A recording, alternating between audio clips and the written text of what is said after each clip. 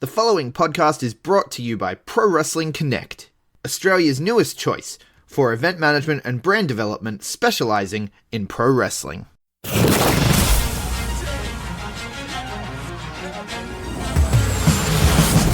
now, the B Plus Wrestling Podcast. Watch global. Support local. It's the B Plus Wrestling Podcast. The news. B plus. Check it out! Here we go! You wanna mess with us? 'Cause we're standing on the ground. All right, ladies, gents, and non-binary friends, welcome to the B Plus Podcast. I'm your host, Greg Unchained. Today is Friday. It's Friday night. It's 10:15 p.m. exactly at Friday night where I sit. 10:45 for my co-host, Big Boy Mikey. How are you, brother? Brother, going well. That was an amazing show. Woohoo! Yes, it was. So we just watched PWA Black Label, All Eyes on Troy, All Eyes with a Z, because we're edgy at Black Label. Eyes. All Eyes. It's the 90s, apparently. Yeah, the Hardy Boys. But, man, it was such a good show. Oh, I rate that show so hard. Like, it was top to bottom. There was one low point in the show, which I guess we'll get to it, and let's go from the very top of the show. This is your first time. Normally, you're at the shows live there at Max Watts. This is your first time watching from your couch. How did you find the experience? Yeah, loved it. Godfather and Rose did a fantastic job. They're a lot of fun. Thanks for the shout outs to both of us, boys. Appreciate Don't that. stroke their ego too much. We want them to. We want them to think that they're awful. I was stroking Godfather's references way too early in the night. I saw that. He pulls out some random references out of nowhere. Like, I don't know where the I don't even pick up on half of them, to be honest. I don't know where the Foz West Tigers thing came into play. Like, he's like, oh, he's up and playing with the West Tigers, and he's running those lines. I'm like, where is this coming from? Like, I don't see. This is one of those things where I said this morning on the Aussie Graps show. If people listen to that, I'm so disconnected from mainstream Aussie culture. Yeah. A lot of the references go straight over my head, and so when I listen to Rose and Gale on commentary, I think they've improved a lot when it comes to storytelling. Like in the early days, as they joined the PWA brand, they would just sort of joke and put themselves over a lot. Yeah. And whereas now that like Rose especially is really starting to put it, they're finding their roles. Rose is kind of, you wouldn't call him a play-by-play guy because he doesn't really call the moves. And he even mentioned that on the show, which I enjoyed. He doesn't really call the moves, but he tells the story of the action, which we'll get to in the first match. I really enjoyed the way they told the story of Robbie Eagles coming back from Japan and his motivations coming back from Japan and Michael Spencer wanting to take that away and how well they know each other, all that sort of stuff. And Rose does really well with all of that kind of stuff. And then Gale's there for like you said, those references that I do not for the life of me understand. Yeah. I mean, a fair few of the New South Wales fans, I think, would understand it. I don't know, like, the connection between rugby league and the wrestling audience. I'd say it's a 50-50 split. But, yeah. It's entertaining. The thing is, it is very Australiana, and I do enjoy it for that. But at the same time, we're reaching a global audience now, as they mentioned multiple times. People from all four corners of the earth watching on OVO Play. I was talking to people in America and the UK on Twitter while we're watching this together. So, the Australiana is fine, and I like it, and it's great, and it's good for PWA. It's Pro Wrestling Australia. That's what it is. But yeah, I've said it before. I want to see an end to the parochialism, which they did this time. They weren't ripping on the guys from Adelaide. They were putting over Adelaide. Adelaide's the murder capital. All that stuff I really enjoyed. Yeah. So yeah, the commentary gets a big thumbs up from me. It's improving. And I think that the Green Label lads might have because they probably watched the Green Label show and they're like, oh man, we got to up our game, right? Yeah. So good. Yeah. Internal competition and, breeds winners. A new in-ring announcer. I can't remember if you guys touched on this in the last cast. He was there for the last Black Label show I was at. He does a fantastic job. They got a fantastic guy. He's very professional. I'd like to see him loosen the tie a little, Yeah, very. But very Where's Waldo, like the commentary boys at one stage. But what's the new guy's name? I forget his name. Is it PJ? PJ, yeah, okay, I think it is. PJ? Yeah, I've heard that, I don't know. But I completely forget. But yeah, I want to see him loosen up a little. Smile. yeah, Smile. He's very professional. Very He's good at his job. Yeah. He's good at his job. But let's get into the matches. Kicking off the show, Robbie Eagles coming back from his stint in New Japan for the Best of the Super Juniors, taking on the Prince of all wrestling, Michael Spencer. The crowd start us off with the ever-present "Fuck you, Spencer" chants. Yeah. Which is, lets you know we're watching Black Label. Right. Yeah. A great opening match. Standard from these two guys. I think even in intermission for us Overwatchers, they gave us a Michael Spencer, Ricky South match from PWA. I can't remember which show, but in 2017, I think it was, or early 2018. It was Return of the Ospreay. Thank you, Return of the Ospreay. Spencer hasn't changed much in his attitude since that day. Neither has Robbie. Oh, no, I should say, Robbie's changed a lot. He's got a little bit more swag about him in the ring these days. He's a Bullet Club kid now. He's absolutely. I'll tell you talk about how Robbie could never go heel in Max Watts. I thought of a way for Robbie to go heel in Max Watts. No bandanas. Oh, God. If he just came out with no bandanas, the crowd would not know what to do. Well, I think the crowd did not know what to do a little bit later in the show, but we'll touch on that. But yeah, no, that could work, but I don't think we'll see it until. I don't think when you get to that level, even Bonzo, who gets the boos because he is a dastardly heel. In the end, when it comes to the end of his career, or he starts moving overseas a little bit more than that, he's going to keep getting those cheers. I think when you get to that level, it's a respect. It's a respect thing. It is. Yeah, absolutely. Yeah. And a lot of these guys have earned the respect. So yeah, definitely. This match was really, really good though. I enjoyed this match a lot. Yeah. Robbie killed Spencer with some of those kicks. I swear to God. Yeah. And Spencer sells like a maniac. Great opening match. Match placement was spot on here. Great way to get the energy right up. Perfect way to start. Now, I don't think it's actually on Grapple yet. I haven't checked, to be honest with you, but I'm going to go into my Grapple now and see if this one is up. It probably won't be up until tomorrow sometime, and we'll be able to go in and rate this Black Label show. Yeah, so no, it's definitely not up there yet. But when I do the ratings on Grapple, I'm going 3.75 on this one. I really enjoyed this match. It was a brilliant opener. Get the fuck out of my head, Gregory. I was about to say 3.75 myself. 3.75 on Grapple. You can find me, of course, at Greg Unchained on Grapple. Big Boy, where are you on Grapple? B+_ Big Boy. Yep. And so then after the match, Robbie cuts a promo, says he's going to have in the after the In Heart's Wake song is going to be his walkout song for New Japan Southern Showdown. Yeah. Amazing. I wonder if it's just going to be for the live crowd and they're going to have to put over it on NJPW because I'm obviously going to be watching online. Yeah, I'd say they have to do the alter music rights, but yeah. For the live crowd, that'd be good. Yeah. Get Jericho to pay the $2,500 fee. He offered to do it for his song, right? Anyway, I don't think In Heart's Wake would charge that much. Actually, I'm pretty sure if New Japan came to In Heart's Wake and said, "Hey, can we promote your song?" It's not up to. Yeah, but it's not up to In Heart's Wake. It's up to the record label. They're the ones that actually own the song. So anyway, he also announces that they're going to have a special discount for tickets for people who sign up to the mailing list and what have you. There's lots of special deals going around for these New Japan tickets, guys. So it's very obviously not going to be too difficult to get a ticket at a good price. Everyone should be going to this New Japan show. Yeah. I don't know if they're having trouble selling the tickets or what, but they're offering us lots of deals, lots of competitions for it. So get on Facebook, get on the websites and scour because you'll be able to find a good deal for these tickets. Look, from my side of things, I feel like they are struggling a little bit. I don't think it's anything to do with the talent or anything. I think it's just the pricing is a little... No, well, we said when the tickets came out that we felt like the tickets were overpriced. We all said it. But for those guys, I still haven't got my ticket. I'm not going to lie.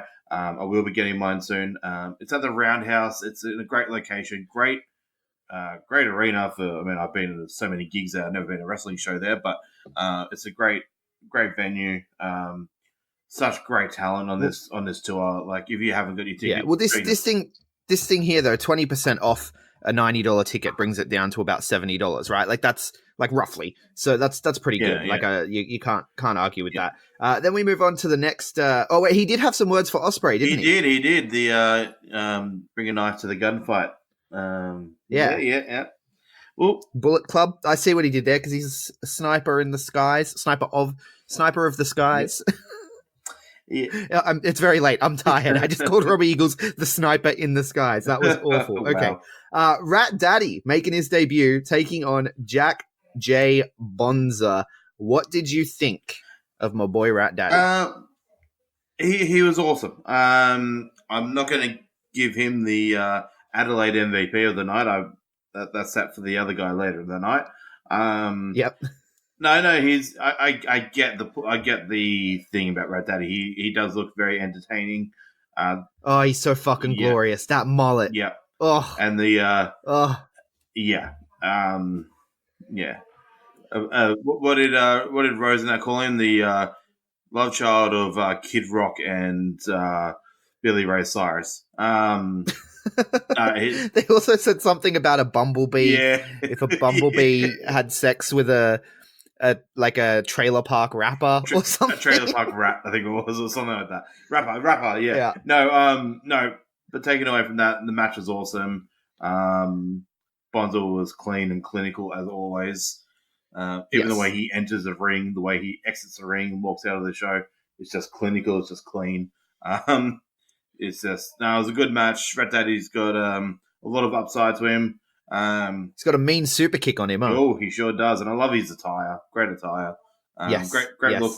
But yeah, the rank number 2 out of the 2 Adelaide boys for me tonight. Yeah, well, that's fair. That's fair. On any given night, either one of them could take it. But no, Bonza though catching that. I talked about the super kick, right? Yeah. The super kick is obviously a Rat Daddy signature, and Bonza catching the super kick into the ankle lock popped me hard because I just love Bonza's whole thing of if you put your foot near my head, I am going to grab it. And he did it. He says it all the time, and he does it all the time. And it's just such a great, like, anytime feet go near his head, he's gonna get that ankle lock. You gotta have that scouted. And then Bonza ended up getting the win with that European style bridging package cradle pin, which was brilliant. And for this one on Grapple, I'm going with 3 stars. I really enjoyed this match as well. Yeah, I was going to say 3.25 or 3.5, but good stuff. Yeah. I'll probably rewatch the show when it goes up on Tuesday before I decide my final ratings, because I still have to rate the Green Label show as well.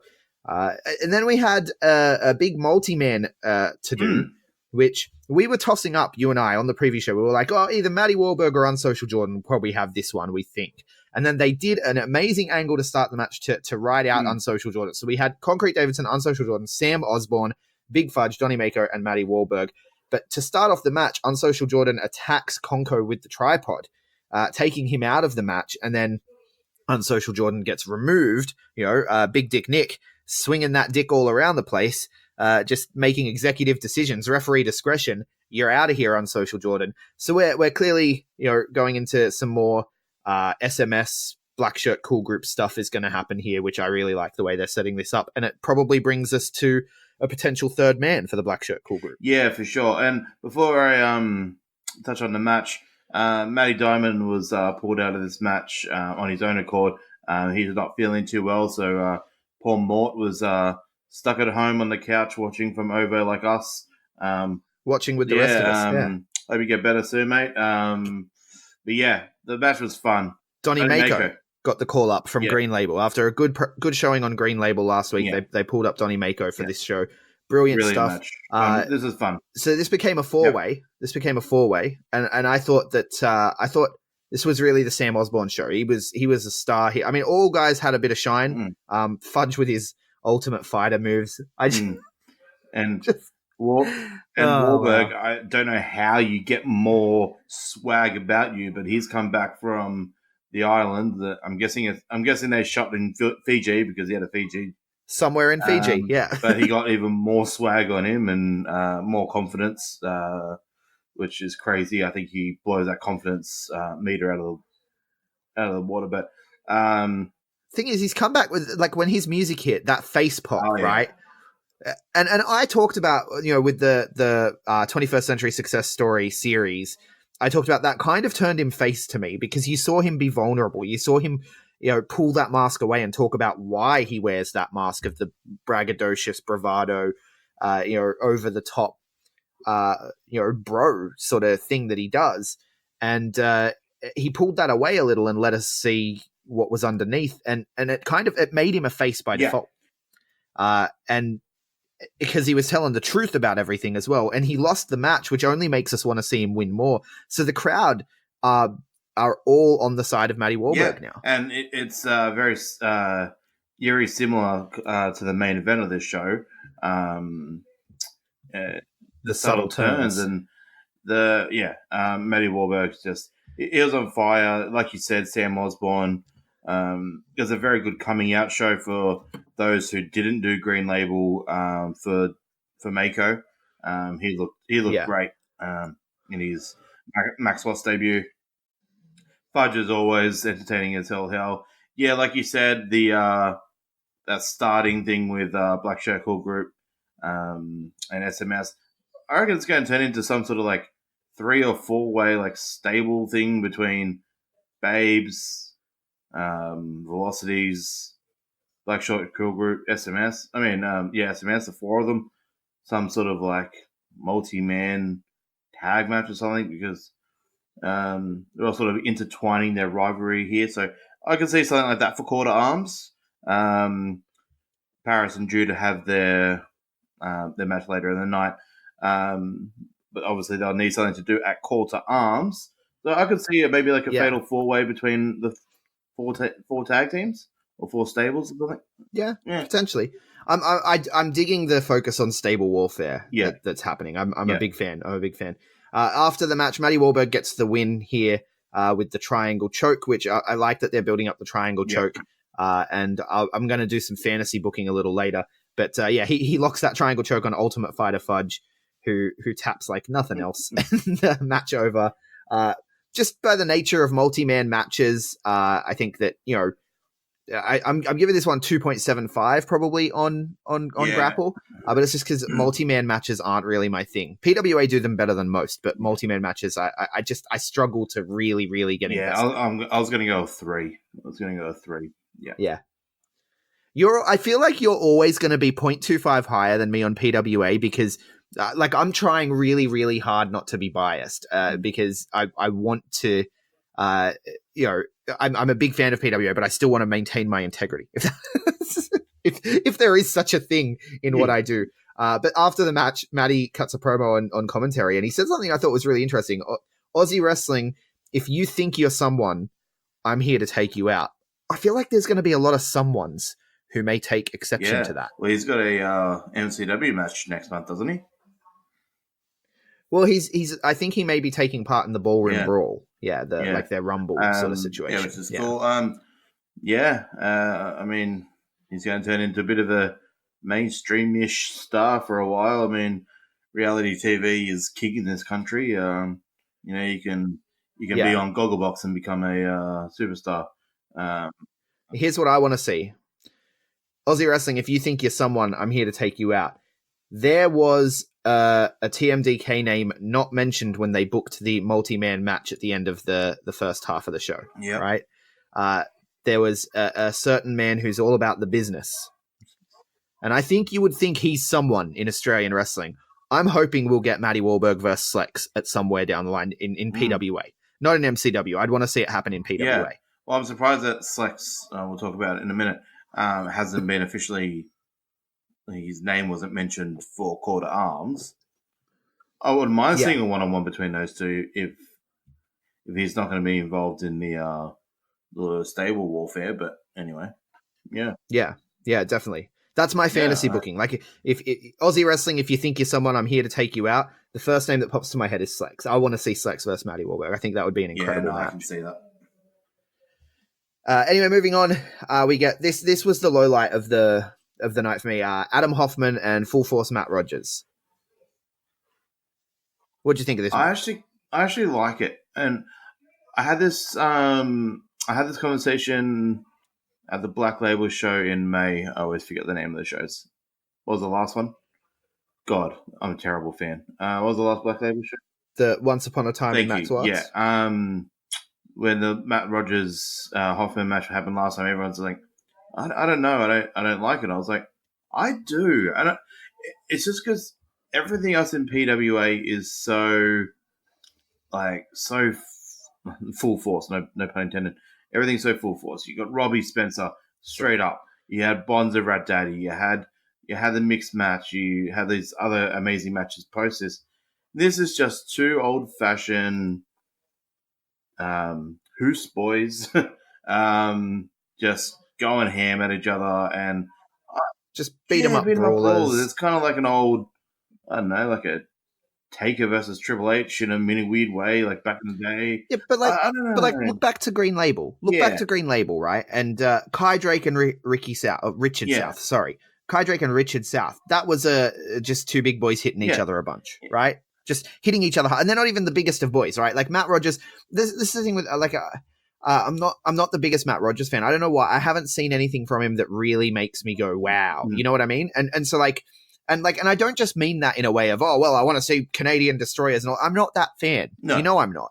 That's not what I'm talking about. But I haven't seen, I see potential there. And obviously, I mean, he's a big boy, right? He's very impressive. And I feel terrified just saying this right now, that I'm not a big Matt Rogers fan, because I'm like, he will hurt me. He could very much hurt me. He's a large, intimidating person. So,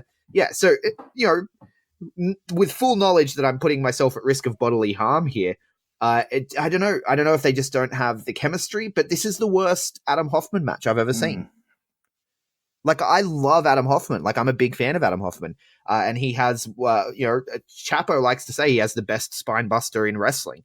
And you put him up there. I mean, there's a lot of really good spine busters in wrestling. But, I'd give him the best spine buster in Australian wrestling at least. At least. Yeah, look, I don't really think of this match from the Hoffman point of view, because I knew there was a bit more of a story behind that. I predicted that some kind of TMDK foolery was going to happen regardless of them saying no one's there. And I thought it was going to be either Four Nations versus Adelaide Boys matches, one of those two, but this was, I guess, the right one. So they... Mikey Broderick shows up, pushes Hoffman. Mikey Broderick shows up, pushes Hoffman off the top rope, causing the disqualification. So Adam Hoffman gets the win. So far we've had Four Nations on a roll, but I don't know. Just to me, I wasn't a big fan of this match. The closing angle I was a big fan of, because then Mikey Broderick cuts his promo, says he's received medical clearance, and challenges Four Nations to call to arms. We're having a war to settle it all. Is that what they call it? Yeah, the war to settle it all or something. Yeah. And it's going to be Broderick with the Untouchables, Marcus Pitt and Damian Slater, taking on Bonza, Moretti, and Hoffman.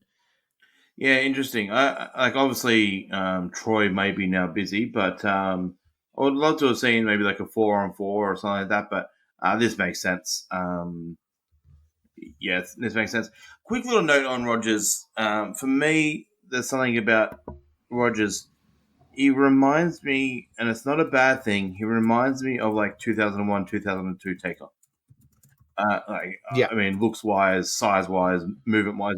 Biker Taker. Even the way that, like, when he does his move, he comes up on his knee and crosses his arms. And I literally think Taker used to do that, the way he used to stand up. He's got that intimidating factor. And I just think with maybe a little bit more of a character push, in Nui Pro, PWA's northern sister brand, they do Matt Rogers very good. That wasn't good English. Matt Rogers is booked very well in Nui Pro, and he's very entertaining on that Nui Pro side of things. I think if PWA gave him a little bit more character with him, I think he'd flourish, because he is that big man that, like, there's not many big men like that in Australia. Like, in wrestling at all. Like, there's not many guys like him anymore. He's old school, and I like it. Yeah, look, I'm not saying that there's nothing there. That's not what I'm saying at all. Like, I think he has potential. I enjoy. Yeah, I do think there's something there, but I know it just wasn't on display here for me, unfortunately. But yeah, I did enjoy the closing angle, though, and setting up for the call to arms match, 6-man tag. That will be huge. I wonder what the stipulation is going to be, because it's a war to settle it all. At first, when he started saying war, I was like, war games? I know. War games? But anyway. Promotional consideration paid for by the following. Hey guys, just a reminder, if you want to hear all of these wonderful B Plus podcast episodes completely ad-free, make sure you head over to Patreon or Podbean, where we are the featured podcast this week. You can subscribe for as little as $1 a month up to $10 a month, where anything you want to help us with, it really helps out. It's going to help us grow the site. It's going to help us redesign some things, and everything that we get through this and through the advertising as well is all going straight back into the podcast so that we can get Aussie Graps out there for the rest of the world to hear about, for the rest of the world to see, so we can grow this mission of watch global, support local, and build indie wrestling. So if you want to be a part of that and get some really cool rewards like call-in shows, bonus episodes, ad-free like I mentioned, then head over to patreon.com/theb+ and subscribe today. Hey everyone, just want to take a second to tell you about one of our new sponsors, Outbreak Nutrition. Outbreak Nutrition are creating supplements for survival, sharper minds, quicker reflexes, all the energy you need to take your performance to the next level, whether that be on the field, in the gym, on the gaming field. That's right, they have specifically designed gaming supplements as well to help you focus on those late night sessions. They even sell coffee, you guys, at Outbreak Nutrition. You can get coffee pods, you can get coffee beans, you can get supplements for the bedroom as well if you want to enhance your performance there. These are performance enhancing supplements for every aspect of your life, specifically designed by gamers, for gamers, to stay fit and healthy in the gym, to stay sharp and focused on the game, and to dominate in all areas of life. So check out outbreaknutrition.com, and for being a listener of our podcast, they will give you 10% off your order when you enter the code B+. That is BPLUS at checkout. So make sure, if you want to stay on top of your game, if you want to take your performance to the next level, outbreaknutrition.com, enter the code B+ at checkout. We move on to match of the night, I would say. Which you called it, you said this would be match of the night. SMS versus the Velocities. Holy shit. This match was incredible. Yeah. Incredible. Top to match bottom. Of the first section. Because I said, it was the match of the night. And then after intermission, there was two matches that kind of maybe challenged that. But, no, fantastic match. Yeah. I was more, great in-ring action. I loved it. I was popping every move. Like, I was just some great spots in this match. But I was sitting there with my hand over my mouth, similar to SMS style, because I was in shock about the shaved head Richard South. Yeah, well, we saw it earlier in the night when he came out with Unsocial Jordan. But yeah, it's a bit shocking. It's crazy. He's gone all in. He's kind of looked like Frankie Kazarian for a moment. I was like, is that Frankie Kazarian in the ring? But SCU SMS. No, I was like, oh my god, that beautiful hair of Ricky South is gone. Oh my god, those chops. Yep. But no, look, they just couldn't leave any remnants of the Ricky we loved. They couldn't do it, and I love them for it. But Ricky South, the official Richard South, his character work in this story arc is so brilliant. The little things. The little things, like the way he looked at his friends and then put his hand over his mouth and just stood there. All of it. It was so good. I loved everything about this match. The head drop, though, that he took when they did the Velocities did like a double team off the ropes into looked like it was going for a Rana, got reversed, and ended up being like a flipping pile driver.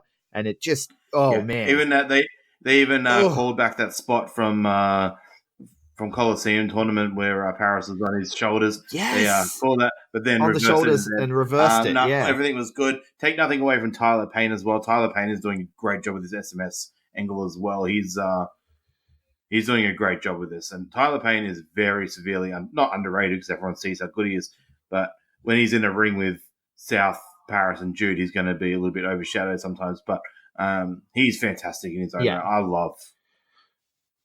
Well, it's similar to the Babes effect, right? The Maddie Wahlberg effect we talked about on the preview show, where Carter Deems, we talked about it with Green Label. Like I was like, wow, Carter Deems like really, really impressed me on that Green Label show. And I'm like, if he wasn't next to Matty Wahlberg all the time, who Matty Wahlberg just screams star from every pore of his fucking body. It's disgusting.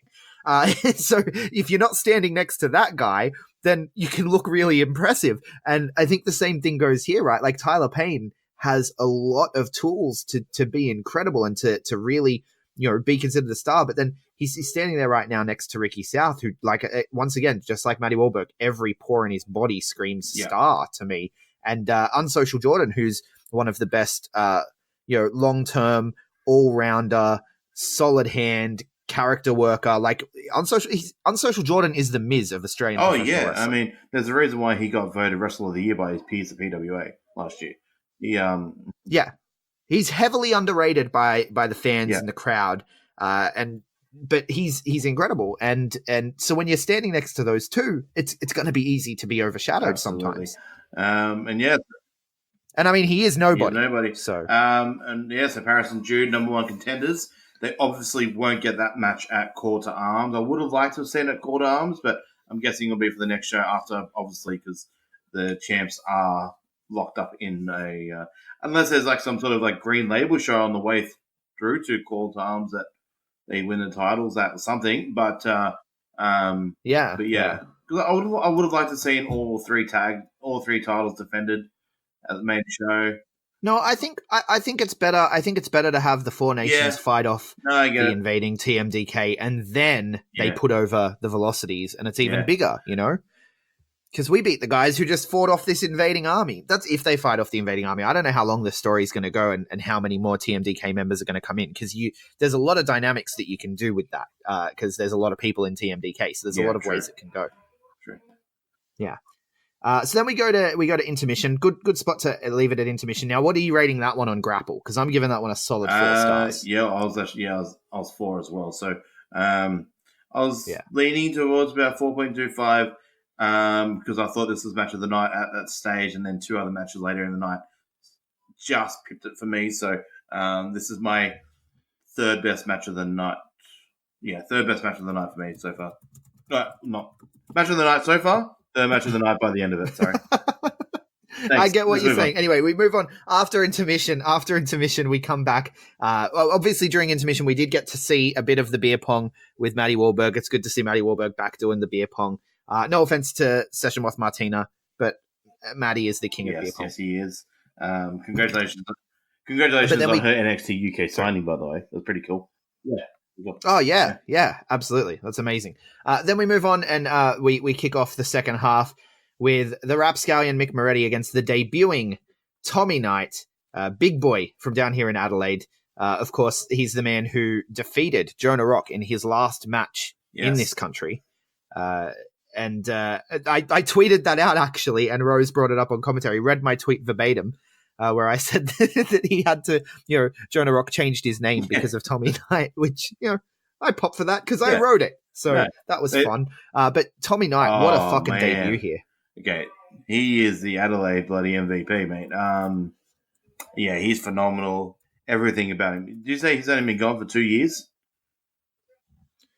I do believe he's been wrestling for 2 years. 2, maybe 3. I think it's about 2 years. He is the Aussie Ishii. Oh my lord, he is. Yes, not just because of the way his in-ring his attire looks. It's very similar to Ishii, but I just love it. Oh my god. He's got a bit of Misu about him too. He does some more MMA style stuff as well. He's a former MMA competitor, I believe. I don't know if he actually competed, but he's definitely trained MMA. And so if I'm fantasy booking here, I ultimately do want to see.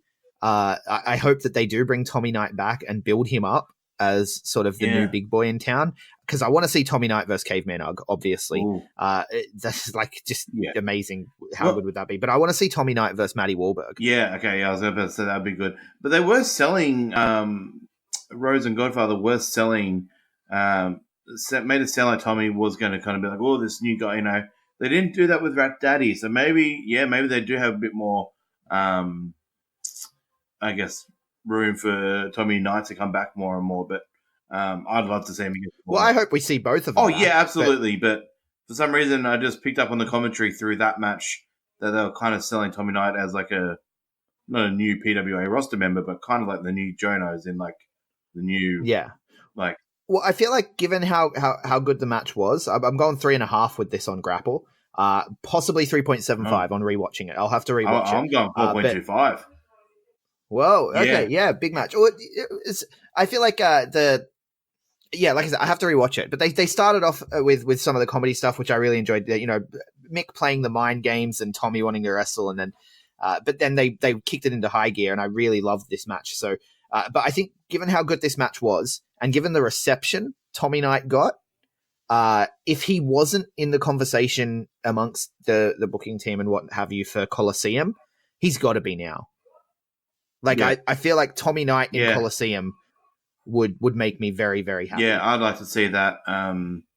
Whether they go 8 or 16 because there's 2 nights this year, I could see them. Yeah, definitely.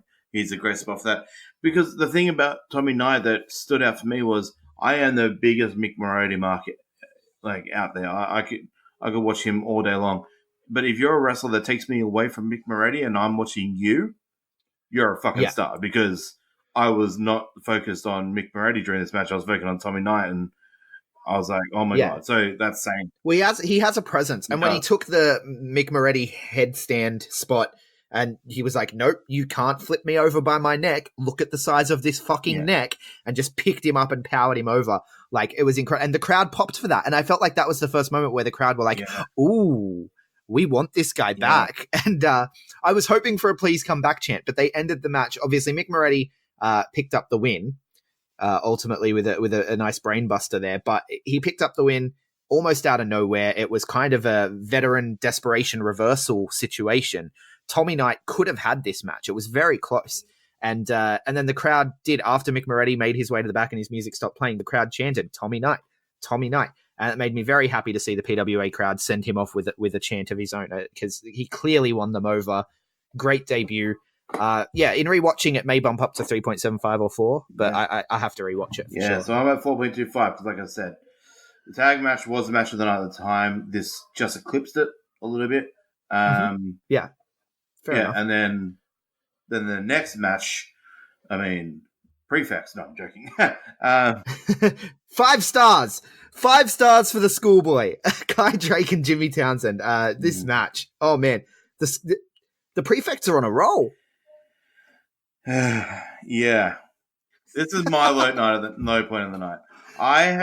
This is your low point. Yeah. Oh. So I have no drama with the prefects storyline. I love that they're picking up these cool victories with Schoolboy, but please not on Kai Drake.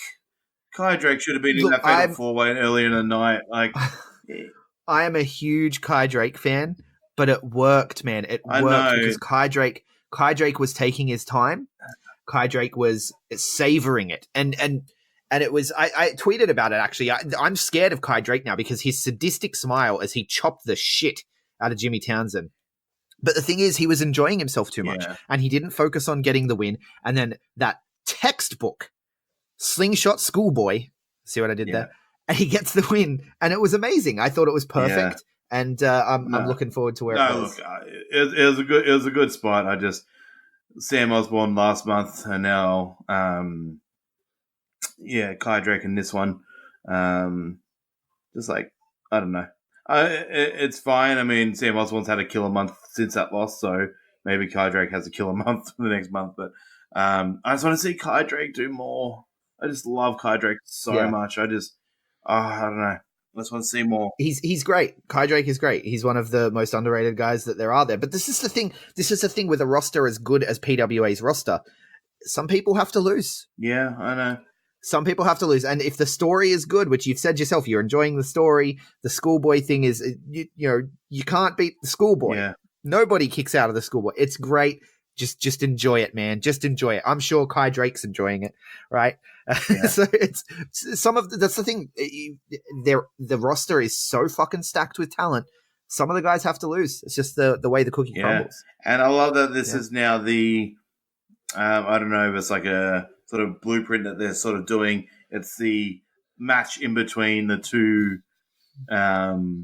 main matches of the night kind of thing. Like it's 5 before intermission at the moment. You have a cooldown and match. 3 posts, and it's great spot. You have a cooldown match. It lets people go to the bar, get themselves ready. Like, I didn't leave my couch.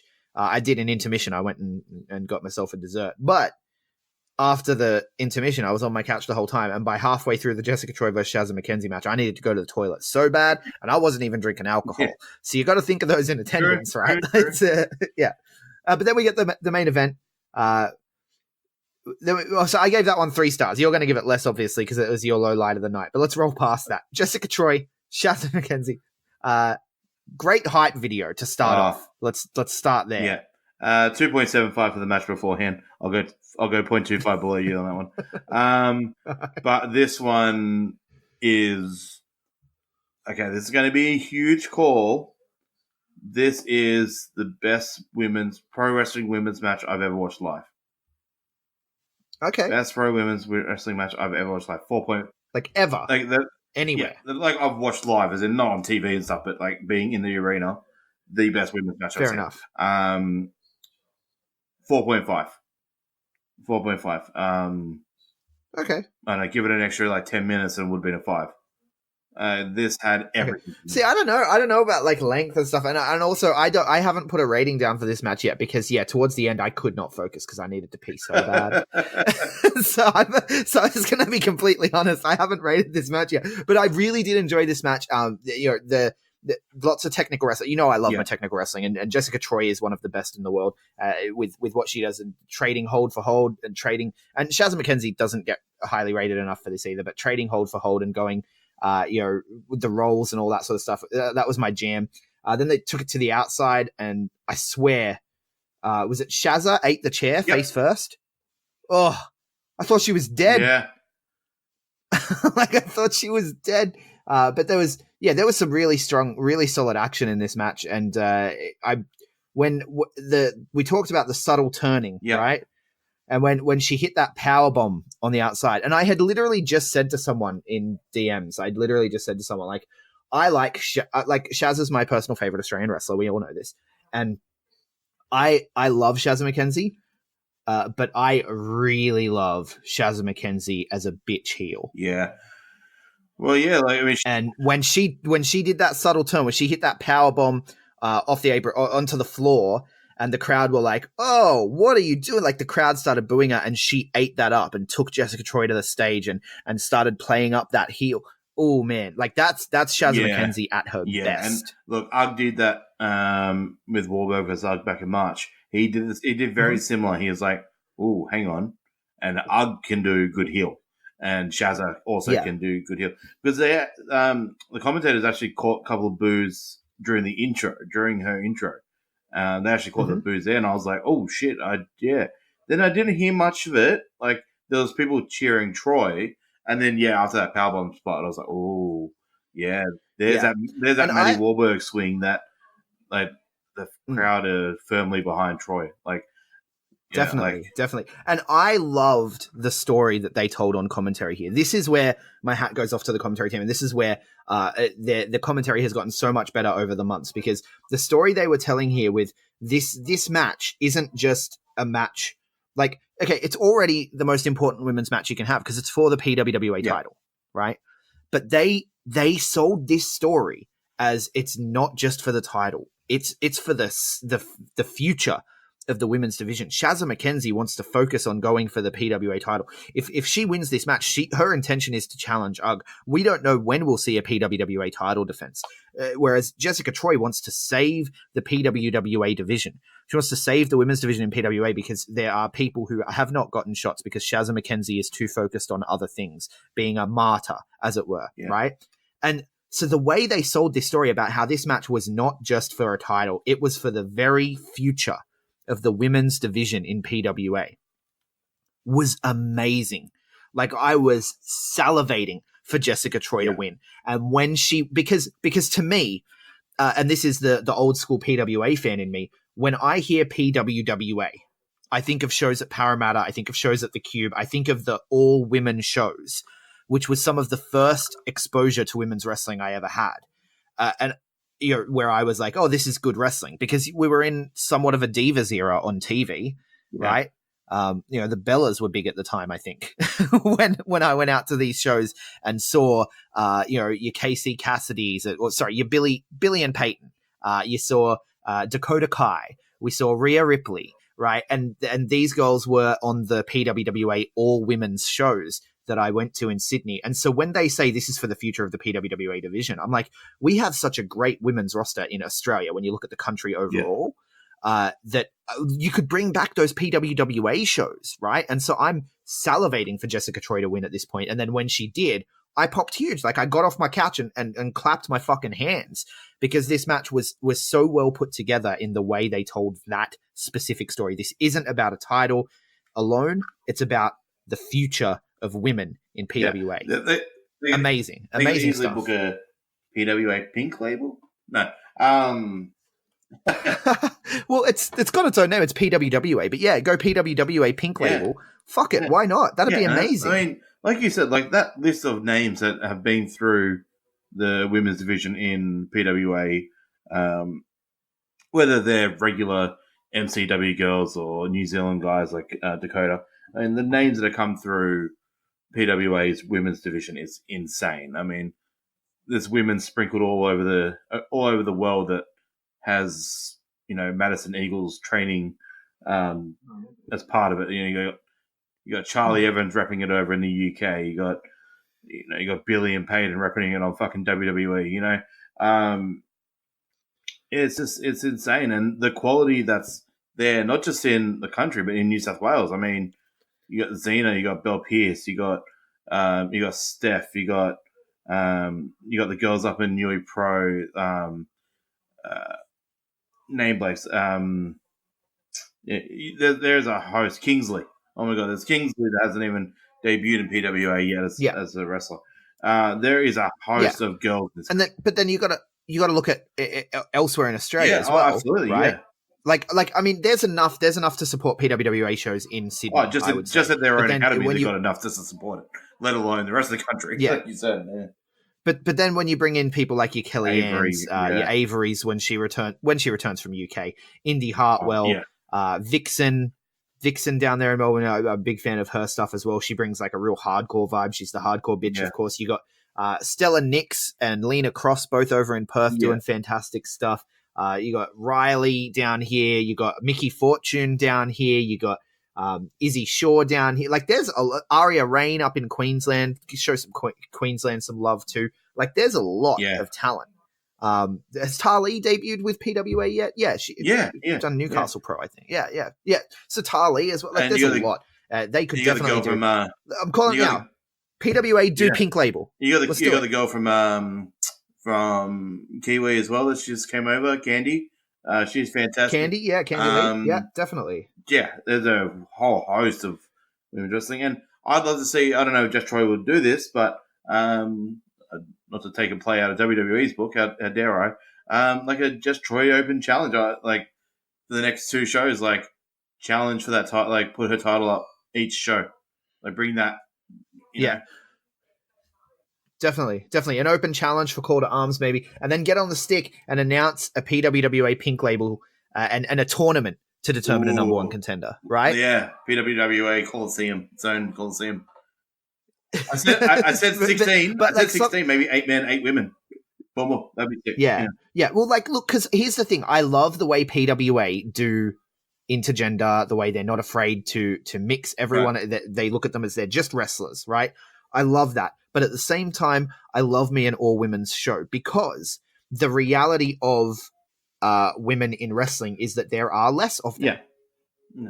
Right? And so in a way, it makes it easier to get bookings, but in another way, it makes it less easy to get bookings because, well, a lot of places will only put on one women's match, right? A lot of places will only put on, the one token women's match. And so you're also scrambling a little to get the time, and having all women's shows is a really good way to show what there is there and what they can do, and it gives these girls an extra chance to work. And so I think that I would love to see PWWA make a comeback in that way. And so that's when they started telling that story on commentary, man.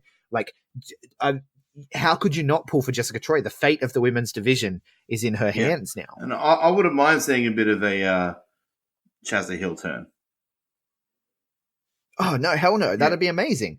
She could be the arrogant heel that's like, I've gone overseas. I've carried this country on my back. Like, hell yeah, man. Shazza works best as a heel. That's how I fell in love with Shazza, was by hating her. They need to make sure they have a super babyface in place.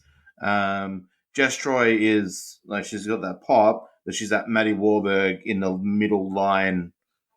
You know what I mean? Like, you need that heel cross. You need that middle, who's a bad guy but also gets cheered. And then you need that super babyface. I don't know if they got a girl ready for the super babyface. I mean, Belle Pierce is probably the biggest. Babyface, you know. Are you forgetting about Madison? Yeah, I think Eagles? Madison also is in that Jess Troy line, though. Like, she's Four Nations is meant to be heel. No, but she's also so respected that she's never going to get booed, similar to a Robbie, you know.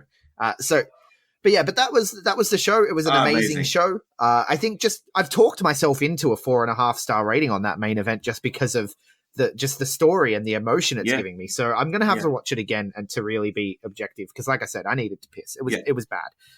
the intermission was poorly placed. I don't know. I really enjoyed this show. PWA Black Label. Big thanks, of course, to OVO Play allowing us to. I mean, we watched this show fucking live, even though we couldn't be there. How good is that? It's $6 for a week subscription to OVO Play. You got to do it, guys. I was struggling to find myself $50 odd, for ticket and travel to get to this show. $6 for this one show to sit on my couch and take away my sadness from not being in that magical place. Yeah, OVO did a great job. Yeah. Commentary was great. All good. Yeah, I thought they had less of the teething issues. We had one nameplate error, and the camera work has improved a bunch from the first show, I thought. So, big fan of OVO Play, man. I really like getting to watch wrestling live. I hope that more people jump on live streaming because wrestling is better enjoyed live. Oh, yeah. And also, of course, PWA now on Grapple, so you can rate these matches once they go up on the Grapple app. Download the Grapple app at grapple.co, and there you'll have your links to your iOS. It's in iOS, it's in Android, so you can find it in the stores. And I am Greg Unchained on there, and we have got B plus Big Boy. Yes. Yep. And where else can people find you? Zach saying B plus _ Big Boy on all the socials. Fantastic night. Right, I am at Greg Unchained on Twitter, at the Greg Unchained on Instagram. We collectively are the B Plus Wrestler on Twitter because wrestling won't fit. The B Plus Wrestling everywhere else. Like, share, subscribe, 5-star review if you like what we do, and thank you so much for listening.